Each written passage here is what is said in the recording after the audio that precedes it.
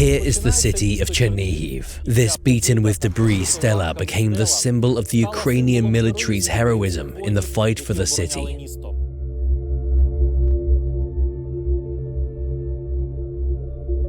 Back in April, there were already graves on this mountain. These are the men who held the heights till the last. Why did the Russians need it so much that they razed this mountain to the ground? We believe it's important to talk about it, as well as other key battles of Chernihiv, which changed the plans of the Russians to take Kyiv in 3 days and force them to flee under the guise of a goodwill gesture. Our series focuses exclusively on the servicemen, providing a perspective on the war of professional soldiers and volunteers. Learn the experience of both recruits and generals. This documentary provides the most detailed account of the defense of Chernihiv at the moment. It is based on the memories of the direct participants of those events, both Chernihiv residents who stayed in the city until the Russians fled, and those who had to leave because of the war, felt the presence of these people and believed in them. Now we can show them to you.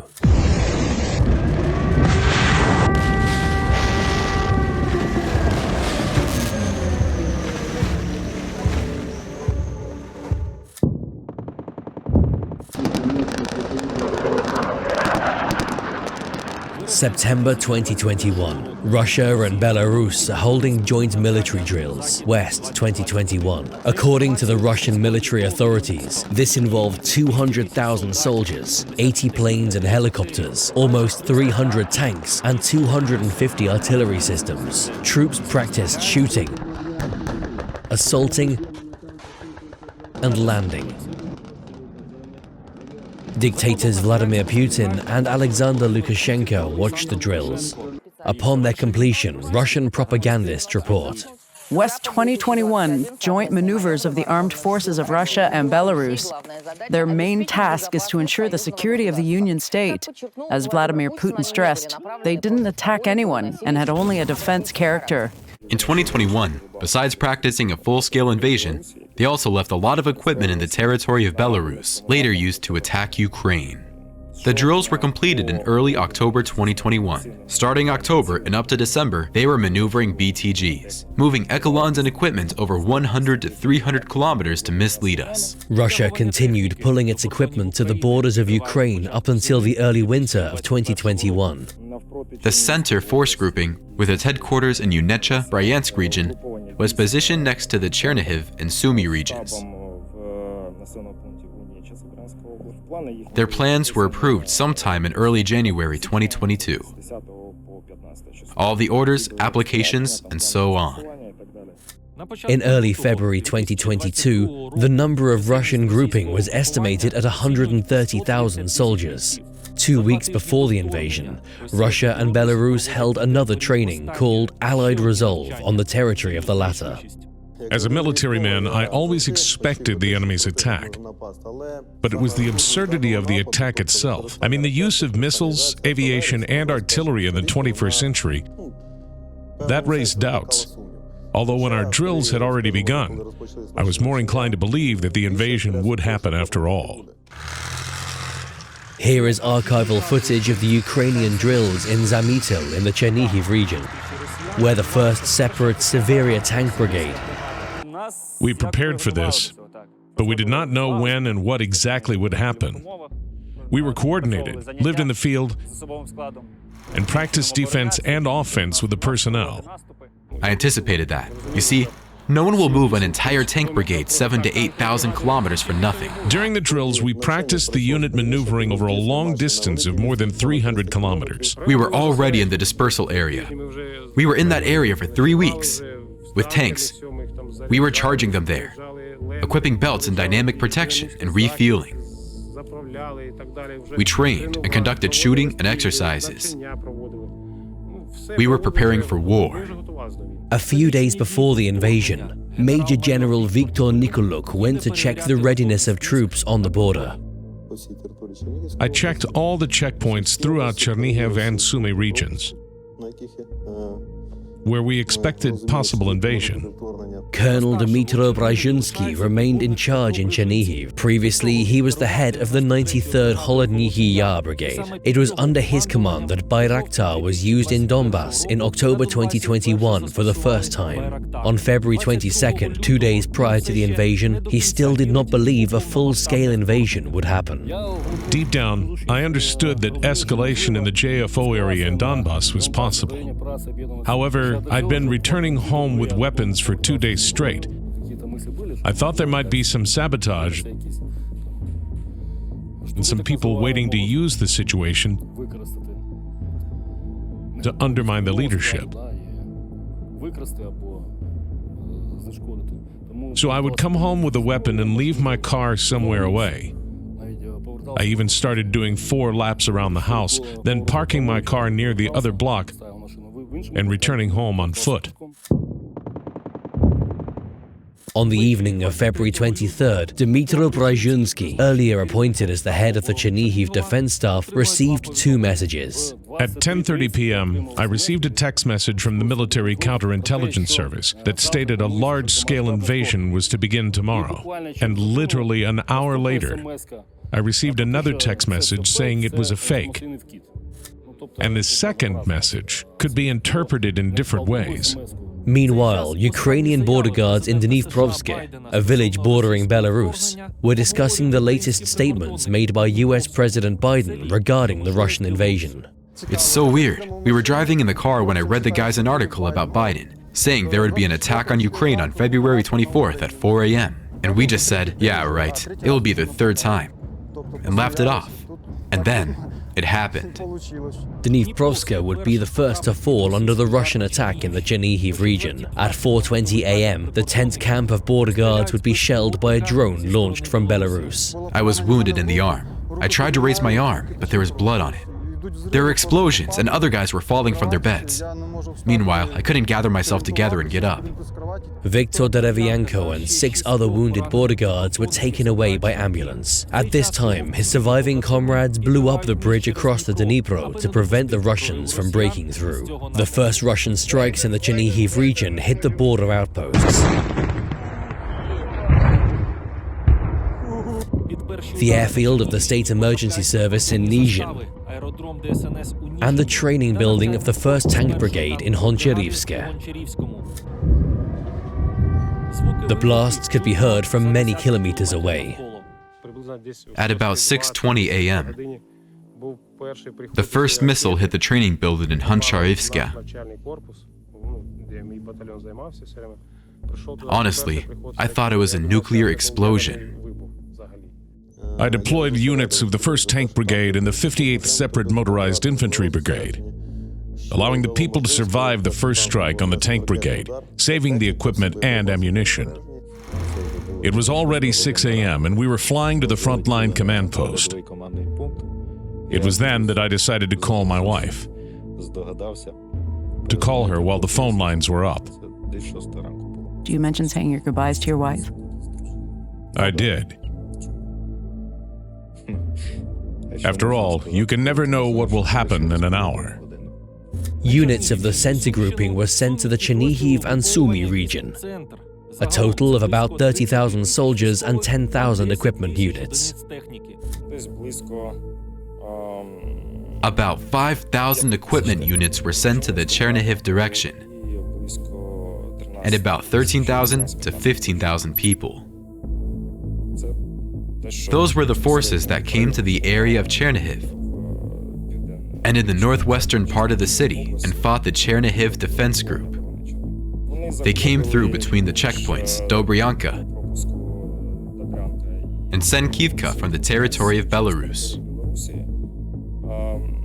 They entered through Horodnia and then moved towards Rybki, then to Mikhailo-Kotsiubinsk, Shestovista, and further to Chernihiv. By the afternoon of February the 24th, Russians were passing Semenivka, Horodnia, Novorod-Siversky. They are moving with unprecedented columns of equipment.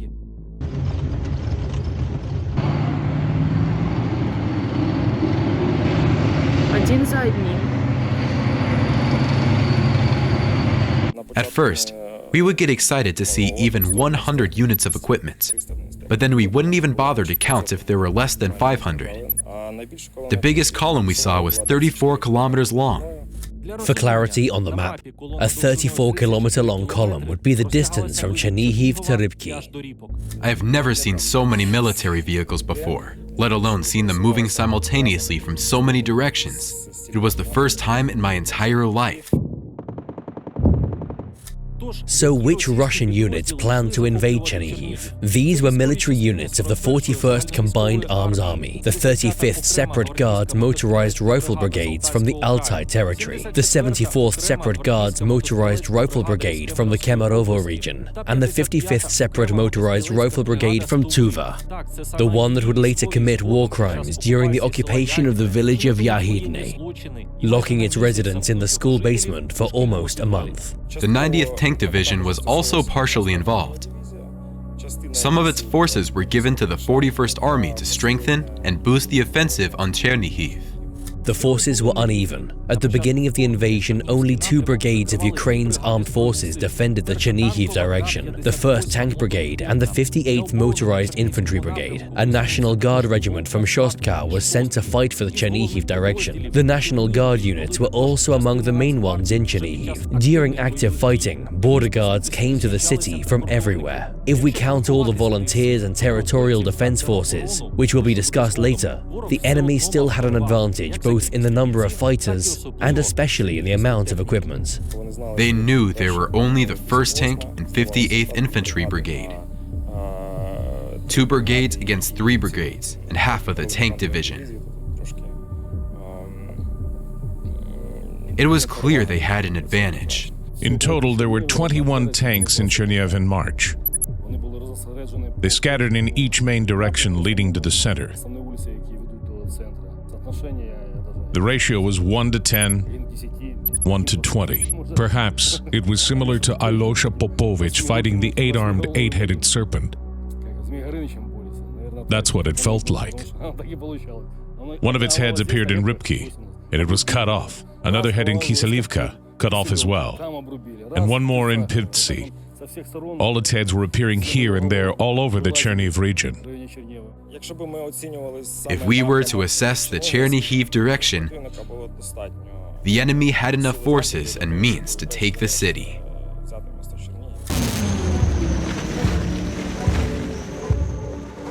But what was the importance of Chernihiv for the Russians? Control over the city was necessary for the offensive in Kiev. Chernihiv, if captured, was to become a logistics hub for Russian troops halfway to the capital. Having held Chernihiv, we managed to avoid the Russians getting one of the main directions to attack the Kiev from the north and east. There is such a notion as a supply link. The Brovary group, which came from the Konotop, had a supply link of up to 300 kilometers. And when there are about 15 to 20,000 troops and 5,000 to 6,000 vehicles, you require a lot of equipment to ensure the supply of food, ammunition, and everything you need. The link that went to Chernihiv was much shorter, half as long. By going along the M01 highway, they would solve this problem more efficiently. During the first day of the invasion, the Russians wanted to advance as far as possible. They were advancing very quickly. There were even instances where they were 1.5 or 2 kilometers away from a bridge. So we had to hastily blow it up to make them go in the direction we wanted. We forced them to get off the main road and made them go into the fields. They got completely bogged down in the swamps where we could get them easily. According to the initial plan, the armed forces had to keep the defense on the line Rybki-Horodnya. Due to the rapid advance of the Russians, the plan had to be adjusted on the spot. Thank God we went a bit off the plan. As sad as it is to admit, we were not ready to fight such a horde in an open field, because we would have been swept away, and we would have lost both human and technical resources. They would have entered Chernihiv with no trouble, Therefore, we had to disperse them and fight where we needed. In Chernihiv. Yes, they shelled the city, but we had to pull them away. If the enemy is strong, we should partially give up our territory to inflict damage on small groups, here and there exsanguinating its main units.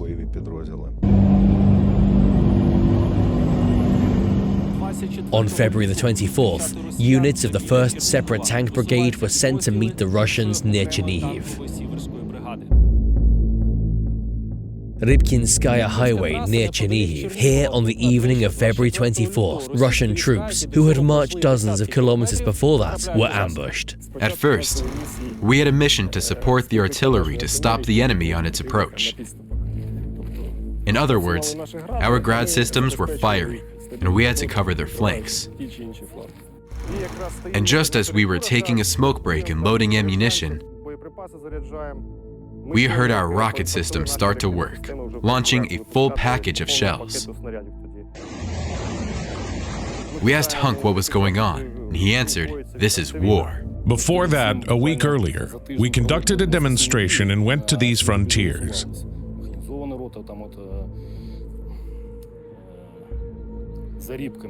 There's a swampy area behind Rybki.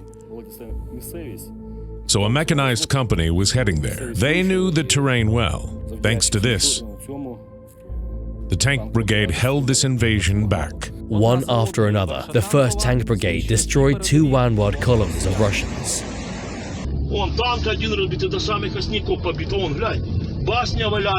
Their reinforced company tactical group was driving with tanks at full speed. So we pulled the tanks away and ambushed them. I still had time to call the battalion commander. The communications were working. I told him to let them approach and order the artillery to work. And we started with the battery.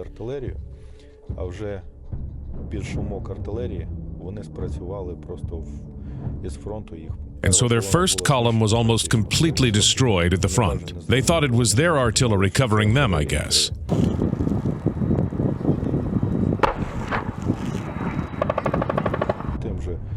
Their second column followed the same path. We took a captive and asked that fool, "Why did you even go there?" And he said, "We were told those were destroyed Ukrainian tanks." They even lied to their men so they wouldn't be afraid. Thus, in a couple of hours, the second column was destroyed in almost the same place. During the battle, the reserve, under the leadership of Lieutenant Colonel Artem Linkov, went to help the main forces. An officer from the north gave an order, saying there was a column coming from the direction of Homel. There was a fight, but something was wrong with our men. There was a slack in the defense. 2 columns met, and there was a counter battle, but it wasn't clear who was winning. At first, Artem Linkov had only 3 tanks under his command. We departed with 3 vehicles. My vehicle broke down, and another one got overheated and stopped working. So, I reached the checkpoint near the turn to Halyavan with only 1 tank. I told the men there to go along, since we had to help the guys in the battle. At least we could get those who were still alive out of there. They said the infantry was coming with 2 IFVs, so I could take them. I got into my tank, waited for those 2 IFVs, and then we headed off.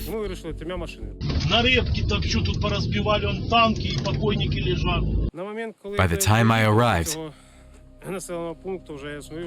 there were destroyed columns with broken IFVs. I looked around and saw an IFV right in front of me. I said to the gunner, "See the IFV? Fire." And he was like, "For real? I gotta shoot the IFV?" "Yes, for real. It's not training." So, he shot from our tank, and the IFV's turret blasted into the air. A dead Russian soldier was lying near a truck. We started to inspect the equipment. There was 1 working Tiger, so the guys from the infantry took it as a trophy. There was also an IFV. We knew how to use it. I drove it to the road and told the tank driver to go ahead, since he had our flag. Meanwhile, I had nothing but these Russian markings. The last thing I wanted was to get killed by my people. While taking the equipment, I examined the chevrons. and figured we were up against a Marine reconnaissance. On the first day of the invasion, a reconnaissance platoon of Russia's 74th Motorized Rifle Brigade surrendered. What did the commanders tell you when they sent you here? Who are you going to fight with? With Ukraine. What the f? Why are you going to fight with us? I don't know. On February 24th, Russian troops stopped on the Veliki Ozniki-Sedniv line, about 25 kilometers from Chernihiv.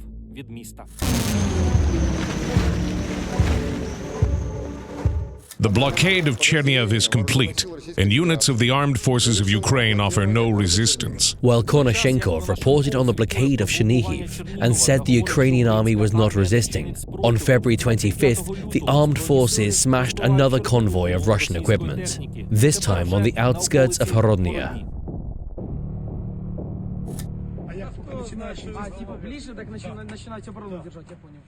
The column lined up in 3 rows of armored vehicles. This was reported by the local resistance movement. The missile division hit it.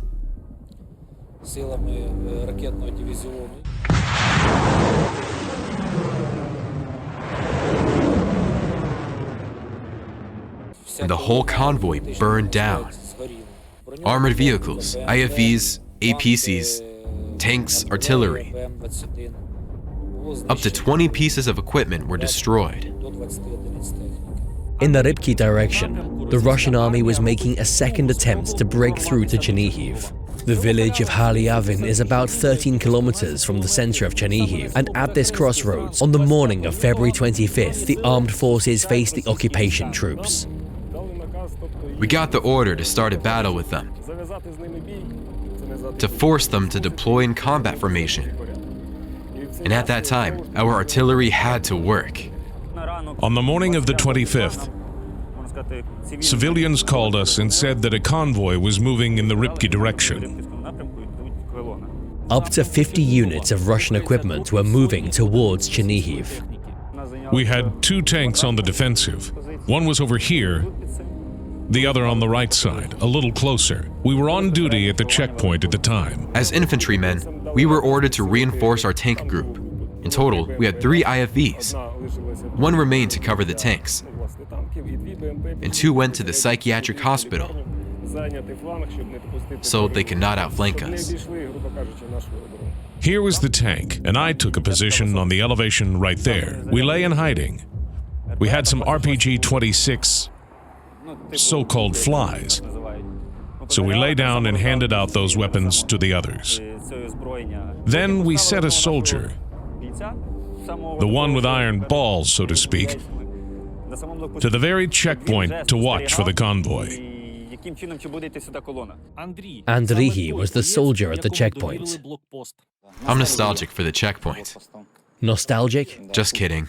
The morning of February 25th was nice and sunny. I hated it when I figured that the village of Velikovis, where I come from, was still under occupation. I was worried sick about my family. I stayed to watch the checkpoint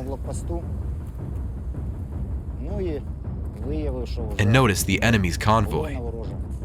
Then I threw a couple of bursts and began moving to the left, where my men were. After that, we informed our senior command, and they raised the drone in the air. And then we heard our artillery working. Our tanks were quicker to react and started shooting and maneuvering first. I literally fell in love with the tanks and artillery during this period, and the combat started. We still had our IFV standing there. My gunner and driver mechanic was hiding in a covered position. He did not see the enemy himself, but we told him where to shoot. We made up to 5 shots, after which the tanks began to retreat. Since there was such a furious barrage of fire, we could not raise our heads while lying there. The battle was taking place near this bus stop. 6 months later, there are still shell holes along the road. Do you see this hole in the road sign?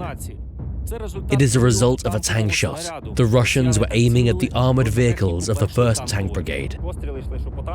Tanks were shooting. They mostly fired at our IFVs. When I got into it later, I saw that the turret did not turn at all. There was a hole in it from a shell. Everything went just as we had planned. We stopped them. The battle started. They deployed in combat formation, and our artillery began to fire, while we had to go back to Chernihiv. We started to move back together, thinking that the mechanic would leave that IFV behind since there was no chance to start it. But he had balls. So he got into it, and soon I could hear the IFV moving. We thought it was hopeless, but he managed to drive away from there. We were heading to the Zaz district, but got ambushed. We got into this damaged IFV, started moving, and then got shot twice by the RPG, hitting the vehicle while we were in it. After the second shot, I fell and the shooting started. I was wounded in my arm and got shrapnel in my leg. In this battle, Alexander's commander, Serhiy Hunk Telyashkov, was killed. He was 24 years old and was to get married in 2 weeks. In August, his bride would give birth to their son and name him Serhiy after his late father. While the battle in Halyavin continues, Russian troops are preparing to meet them already at the entrance to Chernihiv from the side of the Zaz microdistrict. The majority was from the territorial defense. They all came here, some by civilian cars, some on foot. Every hour, 10 to 15 more people were coming here. Around 12 o'clock, there was a command in battle. At the turn to Polobotki, there was a Russian tank. I saw it shooting, and the shell flew over our heads.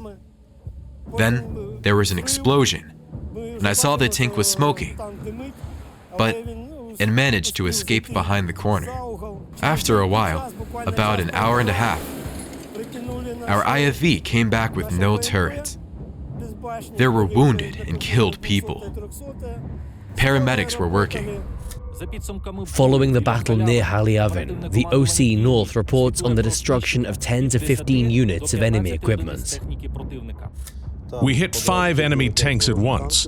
Unfortunately, several of our vehicles were also shot. The enemy tried to surround one of the companies, but they managed to get out. The brigade commander Khoda made the right decision. He took them a few kilometers away, conducted a counterattack, and so our people stayed alive. We lost 2 or 3 vehicles back then, but so did the enemy. We destroyed them in the first battle, the 1st Tank Brigade. We are military men, and we've been serving for many years, but it was our very first real battle. It was very scary, but the adrenaline was doing its work. After all, it feels great to know you've kicked the orcs' butts.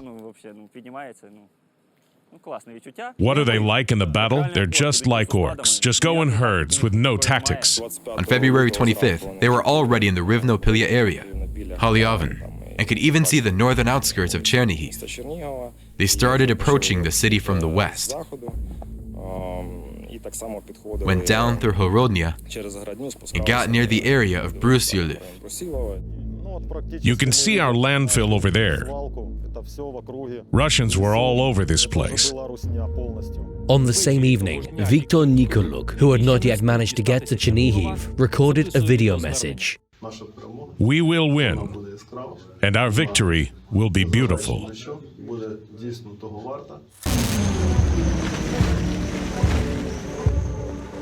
Do you remember the story of the National Guard soldier Serhiy Romanenko about dozens of volunteers willing to stop the Russian breakthrough to Chernihiv? They came to the military commissariat in the very first hours of the invasion. On February 24th, I took my wife from the maternity hospital and took her to Kulikivka, to my parents. And my brother and I went to the military commissariat. I spent 2 days going back and forth from the flat to the basement. I was so sick of it, so I told my wife, that's it, I'm going to commissariat. I've never been in the army, and to be honest, I even used to say that we didn't need such an army. Nobody was going to attack us, but somehow, on February 24th, I figured the war had started. I came home and almost immediately said I would probably go to the military commissariat. I was standing in line. It was unreal. The commissariat was on the 4th floor, but we were standing outside. The line seemed endless. I did not doubt that the citizens would defend the city. But I didn't expect so many of them to come. They didn't have enough weapons for everyone. There were about 5,000 to 6,000 people, both young people who for various reasons had never served in the army, and elderly people. I came with my lad. We were receiving weapons. We submitted applications for joining the territorial defense and stood in line for weapons. But there was an air raid alarm. Then, we were ordered to dig in, as there was a possibility of a breakthrough. So we were digging the trenches from 11 a.m. to 4 p.m. When we finished, there were no more weapons. I received a gun 4 days later. Tanks were shooting somewhere nearby. Planes were flying. And we had a race for machine guns. Those who managed to get one ran to the trucks. And those who didn't ran to the basement as soon as a plane could be heard. Again and again. Dmytro Brzezinski recalls that before the influx of volunteers, they lacked fighters to defend Chernihiv. What had we got? 30 people from the penitentiary service, 40 police officers, 1 cord unit, and a National Guard battalion, but it was only a company at the time. We had minimal personnel, and I knew this was not enough for street fighting. And when on the second day, a military commissioner came to me saying there were 1,500 people, I asked him who they were and where they came from. And he told me they were volunteers who came to the military commissariat to defend their city. Chernihiv was preparing for street fighting. Checkpoints and barricades were set up on the main streets, while citizens were making Molotov cocktails. We started building barricades across the city. There were over 5 barricades in each direction. The Russians conducted aerial reconnaissance and saw the city was preparing to defend itself. They felt the resistance and realized they could not simply walk in. Destruction of bridges and resistance of people from the settlements in the rear of the enemy slowed down the Russian offensive on Chernihiv. That is how the occupation troops were met in Bakhmach, Koryokivka, and Horodnia. They expected the total support of the locals, which turned out not to be the case. They were taken aback. The rapid advance on the first day played a cruel joke on the Russians as well. The occupation troops got lost and didn't know the roads. For example, on the first day of the invasion in the village of Maksaki, 2 Russian tanks drowned in the Desna River. They were looking for a crossing that did not exist. They had plans drawn up to 20 to 30 kilometers deep inland, where they studied everything thoroughly. They had electronic maps, schemes of actions. But after 30 kilometers from the state border, military talent and pre-prepared improvisation are over. Then, they got confused. They were lost and didn't know the way. They had a big year-long preparation stage studying the terrain at various training grounds. But probably, when you ride in a tank, you can't see what is happening around you. Besides, all road signs with the names of settlements were removed. It helped a lot. It really did, because we even get lost sometimes.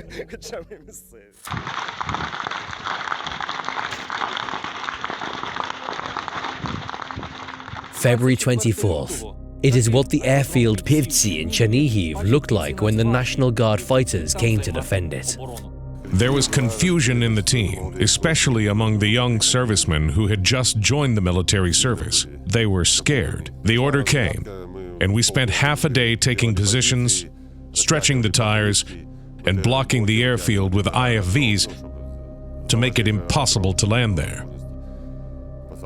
All working equipment would be moved behind the runway. The airfield to the north of Chernihiv was of strategic importance and was the main target of Russian troops in the first day of the invasion. I questioned the reconnaissance platoon commander, and he said the objective was to capture the Pivtsi airfield. It was to be used as a logistics center for the deployment of equipment. Send in the helicopters. That would be easy. I think that with their capacities, they could have quickly got this airfield working to use it for assault aviation. On the evening of February 24th, the National Guard in Pivtsi was reinforced with units of the armed forces and tanks. It was said that there was a possibility of helicopters landing here. If it had happened, the city would have been doomed. There was a radar station on the hill, but it had already burned down. The National Guardsmen were standing there. So we asked them what happened. They said a rocket hit the radar.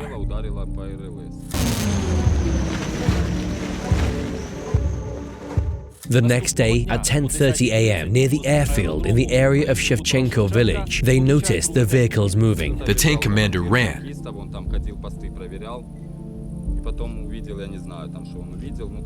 Shouting, "To the battle!" There was a breakthrough. At first, they tried to break through the field, but our tankers shelled them and hit 4 of their tanks. It was visible that behind the runway, tanks were coming from the forest. I saw 4 tanks coming out on the right flank. When a tank is not burning, it smokes white. So, our tankers were shooting these smoke clouds. They did a great job and never missed the target. They stood in the covering and were almost invincible.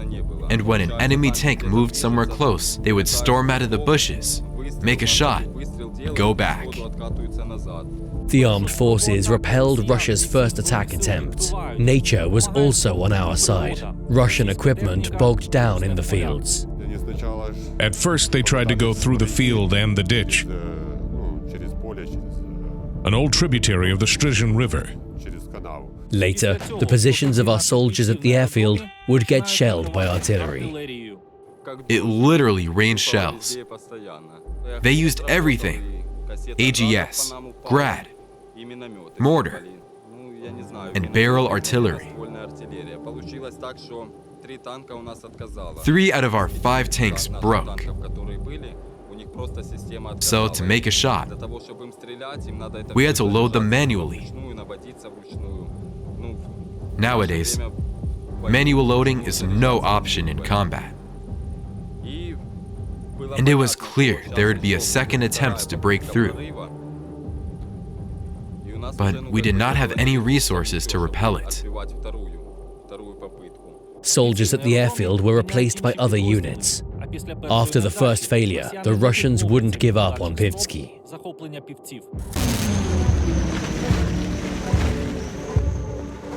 Ahead is the Battle of Epicenter. Russians would try to surround the city and enter from the south. General Nikoluk would get ambushed, and occupation troops would get defeated at Kolychivka, yet manage to capture Lukhachivka. Learn more about this in the second episode.